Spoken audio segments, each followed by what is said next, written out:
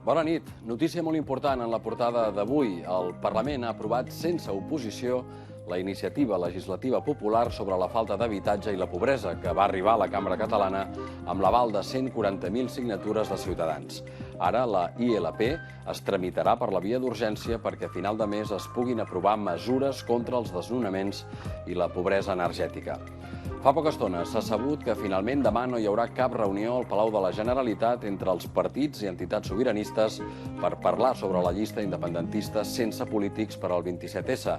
Que es plantegi que no hi hagi polítics ha obert un gran debat a Catalunya. Nosaltres avui reflexionarem amb un expert sobre la política en si mateixa i sobre el fet de ser polític i si cal ser polític per fer política. A l'Ajuntament de Barcelona, les negociacions per tancar el Cartipàs s'han tornat a encallar pel repartiment de responsabilitats en les empreses municipals i pels salaris dels regidors. També els mostrarem les fumigacions que s'estan fent als plataners de Barcelona afectats per una plaga de xinxes. I abans d'acabar veurem imatges del concert de celebració dels 40 anys de l'elèctrica d'Arma. Soc Xavier Moixí i aquestes són les notícies de les 10.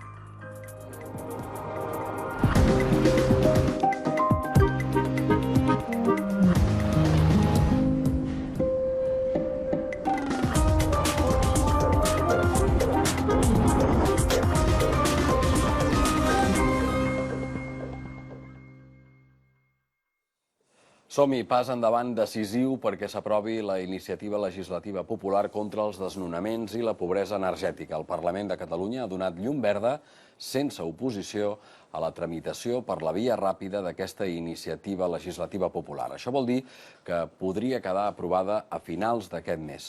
Les entitats que la impulsen han anunciat, a més, que el contingut de la iniciativa es mantindrà en essència gràcies a un acord amb Convergència Democràtica. L'escala del Parlament s'ha tenyit de verd i de vermell amb les samarretes de la Plataforma d'Afectats per la Hipoteca i de l'Aliança contra la Pobresa Energètica. Així han celebrat les principals entitats promotores que la ILP ha superat el primer debat sense que cap grup no hi hagi presentat esmenes a la totalitat. Els impulsors han recordat la urgència de les mesures que proposen, entre les quals hi ha una moratòria per als desnonaments, mecanismes per posar fi als deutes de per vida o que es garanteixi el subministrament de serveis bàsics com l'aigua o la llum. D'una banda tenim unes companyies subministradores que continuen obtenint beneficis multimilionaris i de l'altra milers de famílies que no tenen garantits necessitats tan bàsiques com escalfar-se, cuinar o dutxar-se amb aigua calenta. I què esperem de vostès, dels diputats i les diputades? Esperem un Parlament que ha d'estar a l'alçada d'aquesta oportunitat històrica. No és l'hora dels retrets entre els partits, ara és l'hora de les persones i és l'hora de l'esperança. La ILP ha arribat al Parlament avalada per 143.000 signatures. Esquerra, PSC, Iniciativa Verds i la CUP ja han anunciat que hi donaran suport íntegrament. S'aprovarà previsiblement també amb els vots de Convergència, després que hagi arribat a un principi d'acord amb les entitats per introduir un petit canvi en la fórmula del lloguer forçós. Des del govern també han recordat que ara cal garantir, mitjançant les esmenes, que les propostes siguin viables. És obligació dels diputats enriquir i garantir la viabilitat de totes les decisions que es prenguin. Perquè res faria tan trist favor a la democràcia i a la confiança dels ciutadans en les institucions com que aprovéssim coses que no podrem complir. La ILP es convertirà ara en una proposta de llei que es votarà en l'últim ple abans de les vacances d'agost. Dimarts que ve es farà el primer ple del mandat a l'Ajuntament de Barcelona. S'ha d'aprovar l'organigrama municipal, el Cartipàs, però de moment encara no està tancat. El govern d'Ada Colau i els grups de l'oposició no es posen d'acord en temes com el repartiment de cadires a les empreses municipals i les rebaixes salarials dels càrrecs electes. Els partits recorden a Barcelona en Comú que els sous dels regidors estan congelats des de fa anys i també que ja es van retallar en el mandat anterior. Encallats una vegada més en el Cartipàs. Després de setmanes de negociació, només hi ha acord en les comissions de plenari. L'entesa és quasi total en el repartiment d'assessors, però el PP en vol més. Govern i oposició, però, discrepen encara en qui ha de tenir el control de les empreses municipals. Els grups també han tombat la reducció de sous proposada pel govern. La majoria vol mantenir-los. Recorden que fa anys que estan congelats i que han patit dues retallades. Estem dintre del que marca la legalitat, dintre dels marges que estableix en el seu moment la llei de racionalització. Habrá que saber bien todos los complementos salariales que hay y una propuesta concreta para poder llegar a un acuerdo. Respectar la congelació, evidentment, i doncs aplicar el nostre compromís, que és no percebre les dietes dels òrgans supramunicipals. Ja hem anat rebaixant el sou i nosaltres estem d'acord en mantenir aquestes rebaixes actualment.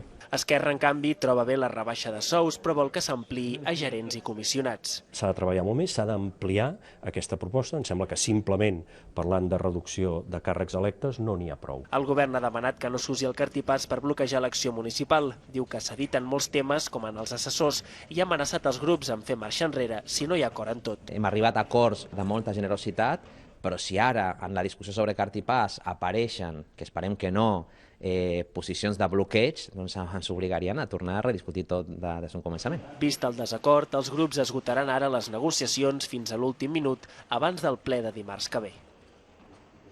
També a l'Ajuntament, la Fundació Mobile World Capital ha ratificat avui el compromís per renovar Barcelona com la capital mundial del mòbil i com a seu del Mobile World Congress fins a l'any 2023.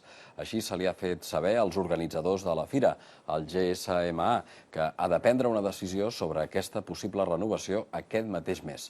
Aquesta tarda, per primera vegada, Ada Colau ha presidit la reunió del patronat de la Fundació, a la qual també han assistit el màxim responsable del Congrés, John Hoffman, i membres del govern municipal, de la Generalitat, la Fira i de diverses empreses de telefonia.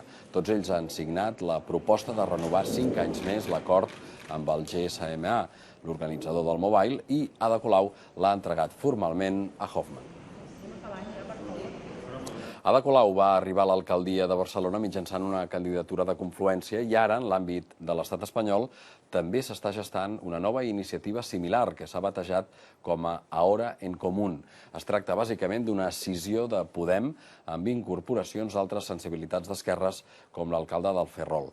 La nova candidatura també aglutina persones arribades de diferents partits com el liderat per Pablo Iglesias, Equo o representants d'Izquierda Unida com Mauricio Valiente, excandidat a Madrid. Diuen que volen ser una autèntica candidatura ciutadana i una formació que tingui unes primàries més plurals que les de la resta de partits. Moviments també a Madrid de cara a les eleccions generals de la tardor. El Partit Popular renova, a més, la seva imatge. Avui han presentat el nou logotip amb una aparença més simple i clara. És aquest que han donat a conèixer a través de Twitter. Les dues P's ja no estan inclinades i la gavina que els identifica hi apareix encerclada. El que sí que es manté és el blau tradicional del partit. La presentació s'ha fet aquesta tarda, hores abans que se celebri la conferència política del partit. A Lleida, l'alcalde socialista Àngel Ros i Ciutadans han firmat un acord titulat per la transparència i la regeneració democràtica que ha permès l'aprovació del nou cartipàs municipal i que ha estat molt criticat per l'oposició. El pacte amb Ciutadans preveu modificar el reglament del consistori per equiparar l'estatus del català i el castellà, descarta que Lleida entri a l'Associació de Municipis per la Independència i prohibeix penjar estelades a la paeria. Tot i que el cartipàs inclou la creació de 2 comissions de transparència i la participació dels ciutadans en els plens, l'oposició denuncia que s'ha frenat la reducció dels sous dels regidors i de les despeses. El cartipàs té elements de tots els grups, però ens hem trobat amb una major voluntat d'entesa i d'aposta per fer un canvi apostant per la governabilitat amb el grup de Ciutadans. La possibilitat d'una llista unitària dels independentistes formada per membres de la societat civil i sense polítics continua fent parlar. Encara plana, però, un interrogant, saber si Convergència Democràtica està disposada a acceptar aquesta fórmula. Durant tot el dia s'ha especulat que demà hi havia una primera reunió del president Artur Mas amb els partits i les entitats sobiranistes, però fa poca estona el govern català ha afirmat que s'ha suspès, segons diu, per problemes d'agenda de la CUP. Per la seva banda, des de l'oposició i també des del govern espanyol expressen els seus dubtes sobre la proposta. Tarda de reunions informals als passadissos del Parlament entre Artur Mas i David Fernández. Durant tot el dia s'ha parlat d'una primera reunió demà a la tarda per avançar en l'elaboració de la llista cívica, però el govern català l'ha suspès aquesta mateixa nit. Sembla que Convergència manté els seus dubtes sobre la no inclusió de polítics en la llista. Segons els convergents, la presència de polítics és necessària per garantir el funcionament del grup parlamentari sobiranista sorgit de les eleccions, especialment en cas de derrota. A més, Mas està amoïnat per si el mecanisme d'aquesta llista serà comprensible per a la ciutadania i ja ha anunciat que no està disposat a fer qualsevol cosa. Una incomprensió que ja han expressat diferents polítics, principalment de l'oposició, i també el ministre d'Afers Exteriors, José Manuel García Margallo, de visita avui a Barcelona. Lo que me parece más peculiar es esta idea de las listas sin políticos, es decir, me parecería como intentar hacer un Barça sin futbolistas. Crec que és molt preocupant que a 80 dies de les hipotètiques eleccions doncs el propi president no tingui clar, el president Mas, si es presentarà, i a mi em sembla que aquest debat, amb el pas del temps, veurem que està sent un debat per part dels que l'han llançat, doncs esotèric. En cambio, Artur Mas está buscando cualquier fórmula que nos esconda Convergencia y a los Pujol, que nos esconda su mala gestión y que se invente una especie de amalgama independentista donde todo pasa y todo cabe, ¿no? Estic convençut que arribarem a un bon final. No em faci donar la meva opinió perquè potser no ajudo a que sigui més ràpid al final de tot aquest procés. Artur Mas reconeix que la idea és original i que ha permès refer la unitat, però també afegeix que s'ha de perfeccionar. La llista sense polítics que s'ha plantejat de cara al 27 de setembre ens porta avui a reflexionar sobre la política en si mateixa i sobre el fet de ser polític. És possible fer política sense ser polític? Per parlar-nos-en ens acompanya aquesta nit Ismael Penya, professor de Dret i Ciència Política de la UOC, de la Universitat Oberta de Catalunya. Ismael Penya, què tal? Bona nit. Molt bona nit. I moltes gràcies per venir a les notícies de les 10. Avui la primera pregunta ha de ser què és la política. Això ens ajudarà a avançar. Què és la política? La política ens ho prenen els grecs i el que diu és que és la gestió de la polis, és a dir, de la ciutat. Si venim a avui en dia és prendre decisions col·lectivament. Les coses, els problemes que afecten a més d'una persona, que afecten a molta gent, ens hem de posar d'acord d'alguna manera. Doncs això és la política, és prendre decisions entre tots. Per tant, gairebé tot és política. Gairebé tot, gairebé tot. I un polític què és? O qui és un polític? Segurament trobarem tot un ventall de definicions, però jo crec que la que s'ajusta més a les necessitats que tenim ara en aquest plató és la persona que ajuda en aquesta ciutadania a prendre decisions col·lectives. Entenem generalment que és un professional o una persona que s'hi dedica molta estona i ajuda a que hi hagi deliberació, a que hi hagi informació i que al final es pugui prendre una decisió. La política només es pot fer des de les institucions, des dels partits? Rotundíssimament no. Primer perquè ja tenim proves que no és això. Per començar tenim sindicats, tenim ONGs que no són partits i fan molta política. Tenim lobbies que paguen a gent que es dedica a fer política també. Però a més, avui en dia tenim unes eines que ens ajuden també a fer política des de casa i diguem sense destinar-hi tant de temps, tanta intensitat. Per tant, rotundíssimament no. Però en el fons sí que estem delegant en ells que prenguin les decisions, no? A l'hora de votar, per exemple. Això és el que hem fet. A veure, m'he llançat abans de sentir l'última paraula. Anem a dir que prendre decisions no és votar, o no és només el fet de decidir al final si fem A o B. Abans hi ha un procés que pot ser molt llarg, que és informar-se, deliberar, és a dir, quins actors hi ha, quines opcions hi ha, quines alternatives tenim, pros i contres a cadascuna d'elles, negociar, veure doncs, de què renuncio jo a canvi de no haver de renunciar a una altra cosa, i al final d'aquest procés, que pot ser molt llarg i molt ric, prenem la decisió definitiva. En aquest cas sí, deleguem, i ho fem per un tema d'eficiència i eficàcia, però això no nega que abans hagin pogut participar. La qüestió de qui es pot dedicar a la política ve de lluny, no? Se n'ha parlat molt al llarg de la història, d'això, no? Se n'ha parlat moltíssim. Llavors, segurament hi ha dos grans vessants. Un vessant que diu s'hi hauria de dedicar tothom, i llavors tenim fins i tot iniciatives on qui s'hi dedica a la política és fruit d'un sorteig, perquè és l'única manera, es diu, que realment totes les veus, totes les sensibilitats puguin accedir a tenir una veu, o al revés, és qui està molt preparat, perquè és economista, perquè en sap de lleis, perquè ha tingut una educació molt per sobre dels altres, en el fons la monarquia, en part ve justificada avui en dia per aquest tipus d'arguments. Segurament trobaríem un terme mig, i jo crec que seria interessant trobar aquest terme mig. Però el que és clar és que al llarg de la història el concepte s'ha anat ampliant fins on som avui, no? Al llarg de la història trobem, jo crec, dos grans trams, i m'atreviria a dir que ara entrem en el tercer tram. Tenim un primer tram, parlava abans dels grecs, que és precisament l'antiga Grècia, on la gent participava molt directament, i això ho podien fer sobretot perquè hi havia dues grans característiques. Una, qui treballava eren els esclaus, i qui administrava les coses de casa eren les dones que no eren ciutadans lliures. Per tant, per això els homes podien dedicar-se tant de temps a la política i a decidir entre tots. Ara els grecs han tornat a demostrar que es pot decidir. Ara els grecs han tornat a demostrar d'una altra manera, però sí, efectivament. La segona fase és... De fet, deixem de parlar de política o de democràcia, millor dit, durant pràcticament 1.500 anys, i és amb la fi de l'antic règim que tornem a tenir noves democràcies a partir del segle XVI, segle XVII, sobretot segle XVIII, i aquí el que veiem és que no podem administrar-nos com els grecs perquè l'Estat és molt més gran i molt més complex, i llavors és quan fem aquesta democràcia representativa, que algú amb unes institucions ens representi, els partits, els parlaments, els congressos, els sindicats, a poc ho anem construint. I aquí és on diem, no tinc temps de participar, ho delego tot, absolutament tot. De fet, recordem que fem eleccions, i eleccions vol dir escollir algú que decidirà. És a dir, realment no votem una cosa, votem una persona, escollim una persona que voti per nosaltres. Jo crec que entrem en una tercera etapa on serà possible conjuminar els grecs, si volem, amb la modernitat. És a dir, unes persones que ens ajudin i s'hi dediquin en cos i ànima, però també que escoltin molt més i ens deixin participar els ciutadans molt més, perquè en algunes coses crec que ja podem participar perquè tenim prou coneixement i tenim prou capacitat. Per tant, sent on som, a partir de totes aquestes definicions que acaba de deixar sobre la taula, pot existir una llista política sense polítics, que és el que s'està plantejant aquests dies? Això és un salt quàntic. És a dir, fins ara hem estat parlant d'una cosa i aquesta llista de polítics jo l'entenc com una cosa molt diferent, en dos sentits almenys.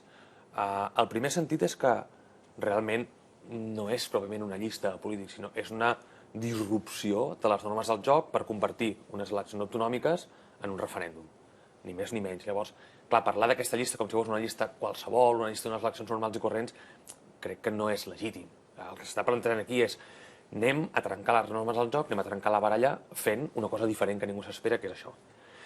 Fet aquesta apreciació, la següent és: i qui aniran aquí no són polítics? El que es planteja és que no ho siguin, però des del moment que siguin escollits ho seran, ho esdevindran, a no ser que després dimiteixin i es passin una següent fase o una següent etapa. Quan siguin escollits o gairebé quan siguin candidats, quan ja estiguin formant part d'una llista electoral. Des del moment que tinguin un altaveu a la boca i defensin unes certes idees, propostes d'elecció col·lectiva, esdevindran polítics, o en qualsevol cas estaran fent política.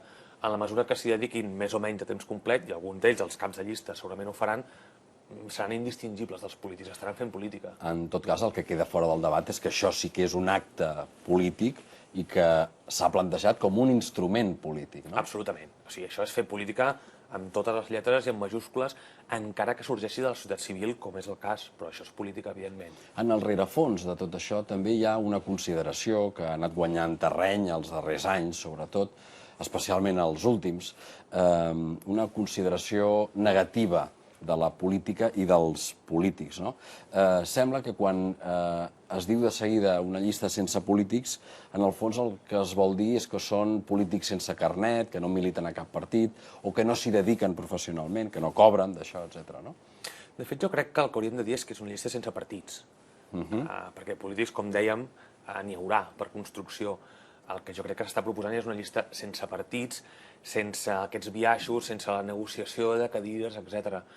D'altra banda, sí que és cert que segurament també es vol evitar aquesta mala premsa que té la política, no entraré ara si guanyada o no, però aquesta mala premsa que alguns, a més, s'han dedicat a atiar i que en part ve d'aquesta desconnexió que en els últims anys hem vist entre qui s'ocupava de la política professionalment i qui no se n'ocupava. Sí que és cert que hi ha hagut una certa desconnexió, o almenys és la percepció que té el ciutadà, només cal veure les enquestes que fa l'INE o que fa el CIS, i a partir d'aquí crec que també es vol parapetar aquest procés que vol ser molt ciutadà i molt participat i dir, ei, això no és la política de sempre, això no és una idea d'uns partits i no d'uns altres, sinó això és una cosa de tothom, o de ningú, segurament, i intentem que sigui molt més participada i oberta. Això ens porta al concepte de casta, que ha fet molt famós el partit Podemos, o Podem, i el seu líder Pablo Iglesias, i que es refereix sobretot a aquesta mena de polítics professionals, que durant molts anys s'han dedicat a la política i que des del punt de vista d'aquest partit no s'han dedicat a resoldre els problemes de la ciutadania. Però en tot cas, dedicar-se professionalment a la política no ha de ser necessàriament dolent, no? Jo crec que ha de ser fins i tot bo. És a dir, Vivim avui en dia en una societat tan complexa que fa falta gent que sàpiga molt bé el que està treballant. Alguns s'hi dedicaran sempre, alguns no s'hi dedicaran, però en qualsevol cas sí necessitem equips molt ben preparats per saber escoltar, saber identificar les persones a les quals cal escoltar. Ara bé, no cal que aquests polítics que s'hi dediquen en cos i ànima o que s'hi dediquen a temps complet siguin necessàriament els que seuen al Parlament. Poden ser perfectament els que recolzen els que estan al Parlament. Jo, per exemple, veuria totalment legítim gent que es dediqui 30 anys a la política seient a un lloc de senador o de diputat, però potser és molt més interessant anar canviant aquestes primeres cares i que aquests que en saben de la gestió del dia a dia quedin en segon terme i ajudin a una renovació de sabes, sobretot perquè crec que les orelles noves ajuden a escoltar millor. Ara bé, a recolzar la pinya que fa el castell, allà hi ha tothom, i hi ha la gent que porta 50 anys a la colla. Llavors, potser valdria la pena sortir de primera escena, però sobretot no perdre's, perquè crec que és bo que tenir aquesta pinya ben consolidada. En paral·lel al concepte de casta que ha posat sobre la taula Podem, hi ha el de no polítics que ha posat sobre la taula Ciutadans, que està en un altre espectre de la política, però que també es presenta com un partit de gent nova que no té res a veure amb els polítics de sempre i fins i tot ho diuen així de clarament. Nosaltres no som polítics, però esclar, sí que són polítics. Jo crec que tant el concepte de casta com de no som polítics surt una necessitat de dir creiem, en aquest cas aquests dos partits, puc estar d'acord o no, creiem que hi ha uns polítics que no s'han dedicat a escoltar-nos, sinó que s'han dedicat a fer, si es vol dir, política sectorial, és a dir, del sector dels polítics, com del gremi dels polítics, doncs estan més ocupats dels seus sous, salaris i condicions que no pas de la resta de la ciutadania. Llavors aquests partits denuncien això i em sembla una bona idea. Almenys, si tinguéssim 100 minuts, al primer minut em semblaria una bona idea de dir, ei, aquí tenim un problema, com molts altres, i val la pena adreçar-s'hi. Ara bé, crec que el que es fa després, en un cas, el cas de la casta, són generalitzacions que no crec que ens duguin enlloc. És a dir, mantenint aquestes generalitzacions, tard o d'hora acabes entrant en errors i en condemnes a persones que no s'ho mereixen. I l'altre, un peca per excés i l'altre peca per defecte. Com deia abans, no crec que sigui cert. Qui va a unes llistes i acaba seient amb un escó, dir que no és un polític, això, home, com a mínim és fal·laç. Sí que hi ha qui diu que la política l'han de fer els polítics. I això en si mateix és un pensament polític, no? Això és un pensament polític que té dos vessants. Per mi un de més legítim, d'un fonament tècnic, i un altre que per mi no ho és tant. Com deia abans, la política és complexa, demana molt de temps, molts recursos intel·lectuals, financers, etc. Llavors crec que està legitimat dir no s'hi val arribar el dilluns i decidir al matí el que vam parlar ahir al vespre. Això no perquè la gent no pugui fer-ho, sinó perquè prendríem segurament decisions poc informades i mal preses. Per tant, està bé que hi hagi una gent que es dediqui a això, perquè, insisteixo, perquè es pugui informar, deliberar, etc.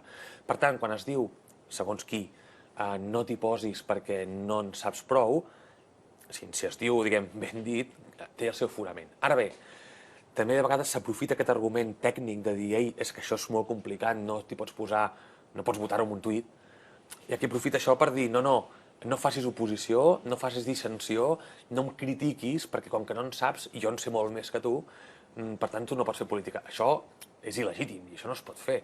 És a dir, no es pot silenciar la gent dient-los tontos, a més, no? Sent paternalistes. Llavors, jo separaria molt bé els dos problemes. Un, que la política és complexa i cal dedicar-s'hi, i cal dedicar-hi hores. I insisteixo, hi ha ONGs que sense ser polítics hi dediquen moltes hores, per tant, no vol dir que no hi participem, però l'altre és, utilitzar això per silenciar, em sembla lamentable, com a mínim. De totes maneres, fins a quin punt és pràctic, operatiu, que els ciutadans intervinguin gaire en les decisions polítiques o fins a quin punt realment això és una responsabilitat última dels càrrecs electes? Jo crec que depèn de què contem per participar. És a dir, si el que contem per participar o definim per participació és jo dintre del Congrés o dintre del Parlament m'ho manego tot a les comissions, m'ho paeixo tot, i quan ja està pràcticament paït, dic, ara participeu, i de les dues opcions que us dono, dieu quina us agrada més, sense explicar res de la resta, això afegeix temps, afegeix cansament, segurament no porta gran cosa, perquè les dues decisions ja estan més o menys preses, les dues opcions, i segurament no té molt de sentit. Ara bé, si a l'hora de diagnosticar quin és el problema deixem que la gent participi, diagnosticar vol dir, escolteu, en aquest bloc de pisos què passa? Si preguntes només a un, et dirà que el malparit és el del tercer. Si preguntes a tot, potser el problema és un altre. Llavors, a l'hora de diagnosticar, tenim un procés obert, on la gent ens ajuda a dir què els hi passa.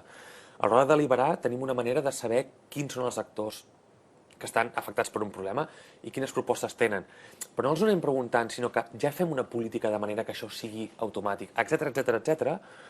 La participació no només no alenteix, sinó que accelera, perquè la gestió del conflicte que ve després de la presa de decisions, que sol ser molt llarg i molt costós, si la participació és bona i legítima, això s'escurça moltíssim.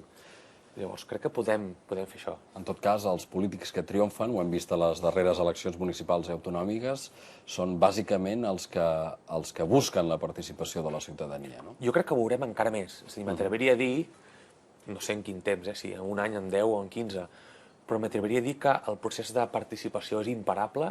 Insisteixo, no per una qüestió de que ens sigui més simpàtic o perquè ens hem tornat uns àcrates o uns desconfiats, sinó perquè es demostrarà que una participació 360 serà molt més eficient i molt més eficaç. I això en política és sagrat perquè redueix els recursos necessaris per fer això i els podem dedicar a fer hospitals i a fer escoles, que en el fons és el que ens interessa, no tant participar sinó tenir aquests serveis bons. Llavors jo crec que la participació ens ajudarà a ser més eficients i més eficaços i crec que es demostrarà. Per tant, parlar de llistes sense polítics estrictament no és massa acurat, no? Jo diria llistes sense partits, parlaria de llistes instruments per transformar unes eleccions en un plebiscit i el que passi després ens dirà si eren llistes realment sense polítics o eren només una avantsala o una nova manera de dir volem uns polítics diferents dels que teníem, però volem polítics.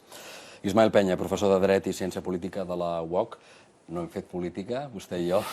Potser una mica sí. En tot cas, hem parlat de política i molt. Gràcies. Bona nit. A vosaltres.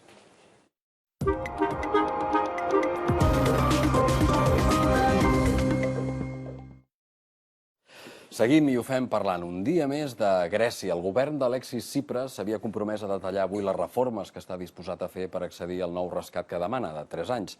Però de moment no hi ha hagut proposta, almenys públicament. El que sí que és oficial és una nova pròrroga del Corralito que manté les restriccions sobre la retirada de diners fins dilluns que ve, l'endemà de la cimera decisiva de líders europeus. El primer ministre grec ha estat reunit tot el dia a la seu del govern per perfilar un paquet de mesures que sí que han avançat alguns mitjans de comunicació locals. Estaria valorat en 12.000 milions d'euros i s'aplicaria els pròxims 2 anys. Inclouria un increment de l'impost de societats i també de l'IVA en els productes de luxe, els hotels i els transports. Des d'Europa, alguns dirigents han suggerit avui que es podria alleugerir el deute grec i l'executiu alè s'ha mostrat confiat a arribar a un acord abans, fins i tot, de la cimera de diumenge. L'optimisme grec s'ha contagiat als mercats que avui han remuntat amb molta força. A més de repassar la borsa, en l'apunt econòmic d'avui ens fem ressò de les noves previsions del Fons Monetari Internacional per a l'estat espanyol. La situa al capdavant del creixement a la zona euro després de millorar-ne el pronòstic per sobre del 3%.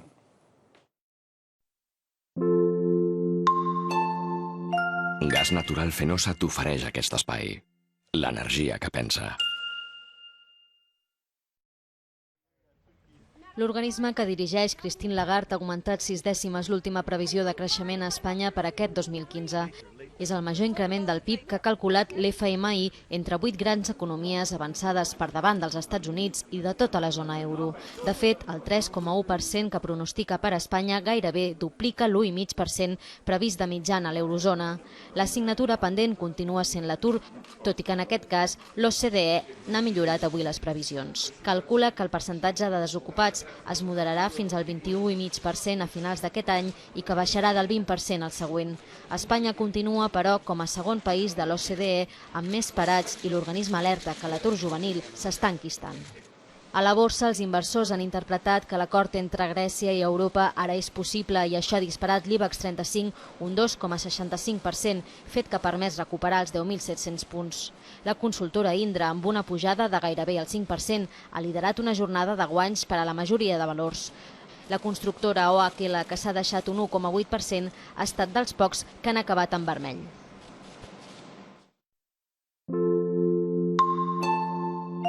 Gas Natural Fenosa t'ha ofert aquest espai. L'energia que pensa. Tornem al relat de les notícies d'aquest dijous amb una de molt trista. Ha mort el nadó de menys d'un mes de vida que estava ingressat a l'Hospital Vall d'Hebron per les lesions que presumptament li van provocar els maltractaments dels seus pares. El nen va ingressar a l'UCI pediàtrica amb lesions molt greus i els pares de 20 anys van ser detinguts pels Mossos. La mort del nen ha fet que ara se'ls acusi d'homicidi. Per la seva banda, el síndic de Greuges ha obert una investigació per comprovar si els serveis socials de la Generalitat i l'Ajuntament de Barcelona van poder detectar signes previs que podrien haver evitat les lesions al nadó. Un motorista ha mort aquest matí en un accident de trànsit a la Ronda de Dalt, a l'altura de la sortida 2, en direcció Besòs. L'home, de 55 anys, ha perdut el control de la moto i ha caigut a la calçada on ha estat atropellat per un camió. Fins al lloc dels fets s'hi han desplaçat diversos efectius de la Guàrdia Urbana i 3 ambulàncies del SEM. L'accident ha obligat a tancar 2 entrades de les rondes i ha causat retencions de trànsit bona part del matí. Pot ser, segur, vaja, que darrerament hagin vist uns petits insectes que venen dels arbres de la ciutat, en concret dels plataners. Els veïns de Sant Martí, sobretot, i de l'Eixample i Sant Andreu, són els més afectats per aquesta plaga de xinxes que es va detectar fa uns dies i que és la primera vegada que s'estén d'aquesta manera a Barcelona. Aquesta nit es farà la segona fumigació dels arbres afectats, una operació que s'allargarà encara unes setmanes més. 3 equips d'operaris han començat avui els tractaments de fumigació als districtes de Sant Martí i l'Eixample, els més afectats per la plaga. Ho fan a un ritme d'uns 2.000 arbres de mitjana i en horari nocturn, per no molestar els veïns ni afectar la circulació del trànsit. En funció de l'afectació hem començat en els diferents barris i anirem tractant tots els carrers fins que veiem que la plaga disminueix, que en principi ha de disminuir, en unes setmanes ha de disminuir la seva població. Y el resultat d'aquesta primera actuació ja ha tingut efectes. Antes se molestaba un poquito también los clientes en la terraza y aquí también en la tienda teníamos y ahora es mucho mejor. Més aviat és per la part de tarda. A partir de les 3-4 de la tarda fins a les 7 o les 8. I després ja, fins el dia següent, no tornen a vindre. En un principi es pensava que aquest insecte era el tigre del plàtan, però es tracta de l'anomenat Belonocilus numenius. La primera vegada que va aparèixer a la ciutat va ser l'any 2008, procedent dels Estats Units. Va ser llavors quan la professora Marta Goula, de la Facultat de Biologia de la Universitat de Barcelona, va començar a investigar-lo i ara n'és tota una experta. Es tracta d'un insecte que s'alimenta dels plataners i que només pica en cas de defensa. Si les condicions són prou favorables, aquesta mortalitat no es produeix, o dit d'una altra manera, sobreviuen més individus de cada generació, i si fa calor també, els cicles es fan més ràpidament, és a dir, que passen d'ou als estadis nimfals i adults en un curt període de temps.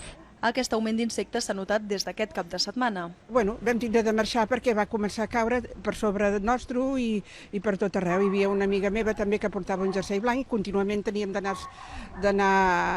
traient-ho. Al barri de Sant Andreu, molts veïns diuen que no poden estar al carrer.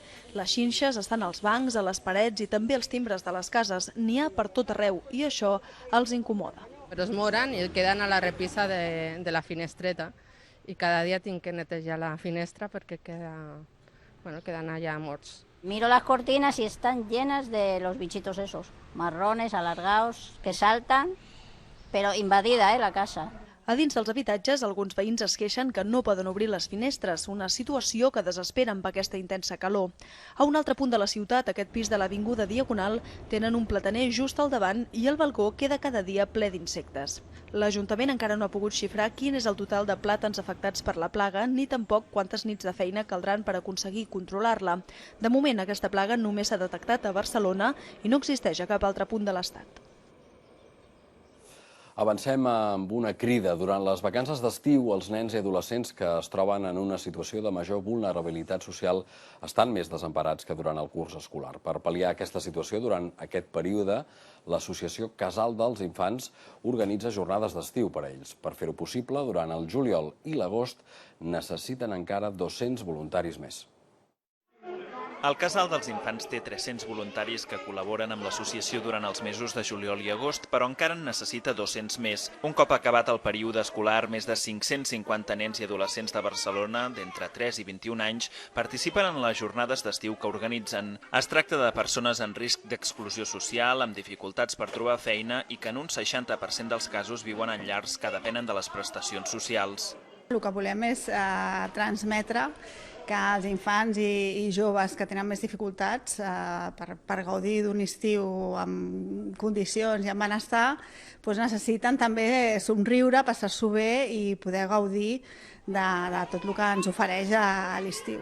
Perquè això sigui possible, el Casal dels Infants ofereix tota mena de recursos i activitats per distreure la canalla durant l'època de vacances. Fan excursions i jocs i també asseguren que els infants tinguin garantits els àpats diaris. Pels voluntaris, la feina no té preu. Al veure els infants tot el que necessiten i tot el que t'aporten, doncs, compensa les hores que hi dediques. El que t'empeny una mica a continuar és el fet que se t'acosti un nen i et digui escolta, i demà què jugarem o què farem? Perquè justament llavors veus que t'han necessitat avui i que et necessitaran demà. A banda de voluntaris, el Casal dels Infants demana aportacions econòmiques i que les institucions públiques i les empreses privades en facin difusió.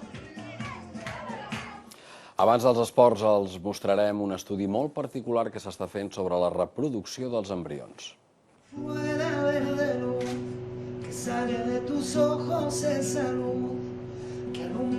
Així s'ha fet amb un concert insòlit del cantant Antonio Orozco per als 380 embrions que actualment s'estan desenvolupant a les incubadores de l'Institut Marquès. El concert forma part d'una investigació que explora els beneficis de la música en el creixement embrionari i fetal. Els investigadors han demostrat que les vibracions musicals augmenten en un 5% la taxa d'èxit de la fecundació in vitro. Del reír, del caminar, de los susurros de abril. En esports, el dia ens deixa un nom propi, el d'Arda Turan. El jugador turc ja s'ha fet la tradicional fotografia a les oficines del Barça i demà el presentaran. Arda Turan ja ha començat amb la rutina habitual de qualsevol jugador que fitxa per al Barça. El turc ha arribat aquesta tarda a Barcelona i ha anat directament a les oficines del club per fer-se la tradicional fotografia al costat de l'escut. Demà a 11:15 signarà el contracte, mitja hora després farà la primera roda de premsa i a 11:12 serà presentat sobre la gespa del Camp Nou. I feel perfectly because this is very important. My career and for my country. Yeah, I am so happy. Al Madrid també ha estat dia d'incorporar jugadors. En aquest cas, el club blanc ha fitxat el brasiler Danilo, que arriba procedent del Porto, mentre que encara no ha fet oficial la marxa d'Iker Casillas al club portuguès. L'Espanyol, per la seva banda, ha fet el segon entrenament a la Vall d'Aran. Els blanquiblaus hi estaran fins diumenge, abans disputaran un partit amistós contra un combinat de jugadors local. I acabem amb el Campionat d'Espanya de natació que es disputa a les piscines Bernat Picornell.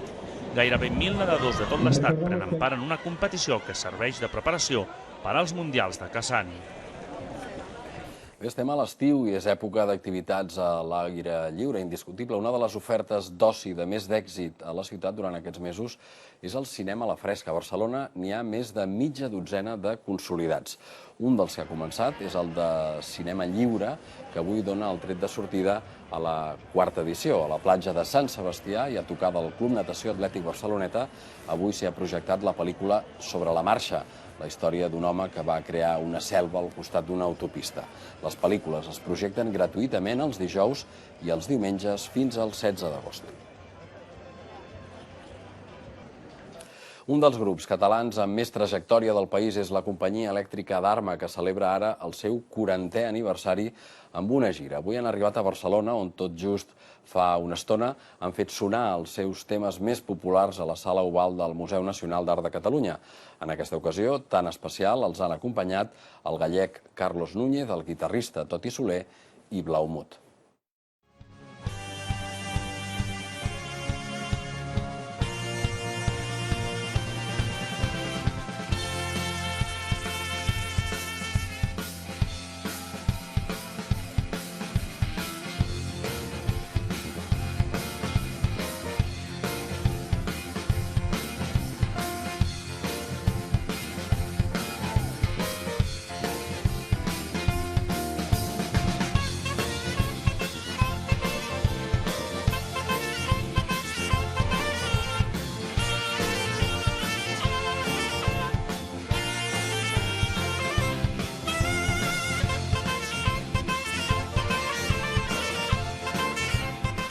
Bé, com cada dia abans de marxar toca repassar alguns dels temes de demà. Un d'aquests serà l'enquesta postelectoral de Barcelona que es presentarà a l'Ajuntament. També coneixerem les novetats d'aquesta temporada al Parc d'Atraccions del Tibidabo. Pel que fa al temps, sembla que demà de nou tornaran a pujar els termòmetres. El cel estarà serè i tindrem molt de sol, un temps que es mantindrà també durant el cap de setmana. Ara els en donarà tots els detalls la Míriam Santamaria. Ja saben que a les 8 tornarem amb més informació al BTV Notícies Matí. Des del 22, bona nit.